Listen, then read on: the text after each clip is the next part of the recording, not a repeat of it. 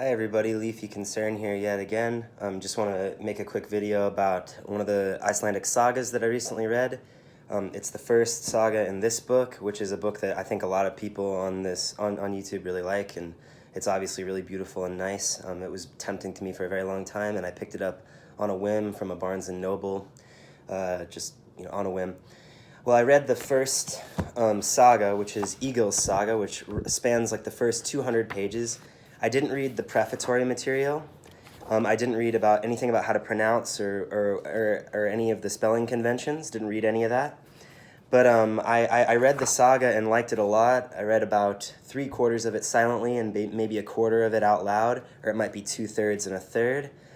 It works really well out loud. A lot of the chapters are really short, like you see chapter 20 is here. The font's really nice. It's like a classic, Penguin Classics font. I think it's the kind of font that they printed J.M. Coetzee Disgrace in, which is a novel I read because a professor recommended it, but that's a very divisive novel. That's a topic for another day. But yeah, so Egil's Saga, the two things I was shocked by most was how good the action is and how good the poetry is. I think not in that order. I'm most shocked by how good the poetry is. Really, the whole saga seems to exist not only to explain the foundation of Iceland, but also just to justify publishing some of the most beautiful poems, because Egil himself is this really amazing poet, and he writes poems that include what are called drepas, which are these 8-line stanzas, and I think there's another kind of poem that uses another kind of stanza, but all of the poems that include these drepas are extremely beautiful, and some of them later on are rather long, especially poems written to save Egil's butt whenever he gets into trouble. If you like poetry, you're going to love these. I think a lot of poets of different stripes will appreciate these poems for different reasons. Poets who are, I guess, more concerned with image will value the uniqueness of their imagery. Poets who are really into tone will value their plain spokenness, their simplicity, the way they contain multitudes while only containing stanzas of 8 lines or even 4 lines, as you see in the case of stanza 6 here. Read this, immediately if you like that, and then also read this book if you're interested at all in action, in scenes of violence.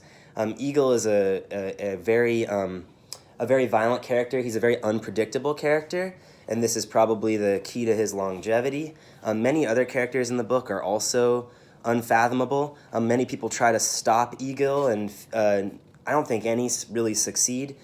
You get some introductions to the way that politics works in Iceland also while reading this book, and some of the ways that events transpire through the political system occasion the scenes of violence and action, which are so amazing here. People getting impaled, heads lopped off. People getting impaled, heads lopped off. I guess people getting impaled, heads lopped off. I think people vomiting a lot.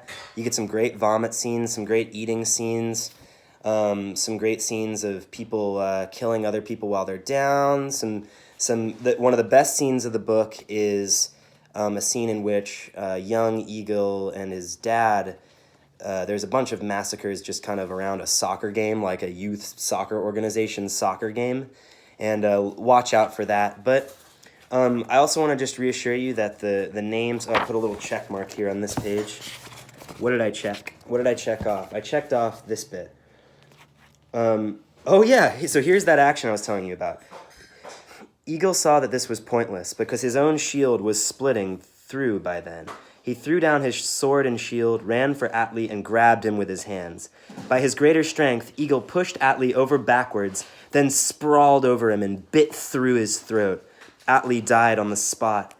Egil rushed to his feet and ran over to the sacrificial bull, took it by the nostrils with one hand and by the horns with the other, and swung it over onto its back, breaking its neck.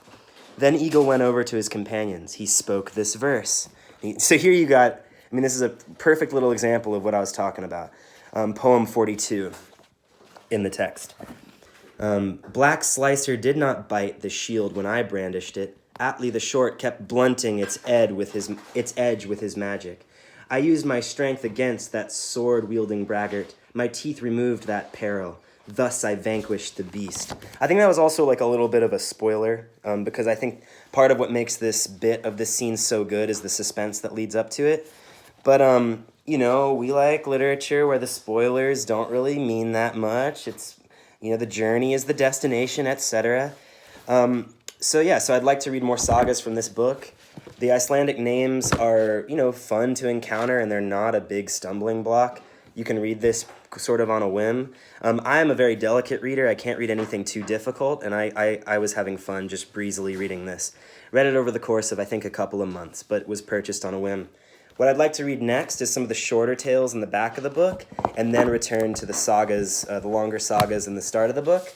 But also I'd like to take a little detour into this book, which is a really nice-looking old, kind of the first style of Penguin paperbacks, Penguin classics of Njal's Saga. This is a loan from a friend of mine. It's got, that is not a deckled edge. That's just a spine where nothing is really secured anymore. This saga is not present in the big, like, omnibus, so I think I'll just read this, and then return it, and then maybe make some more videos about it. Just wanted to let you know that if you've been thinking about reading this guy, you definitely should. So, all right, everybody take care.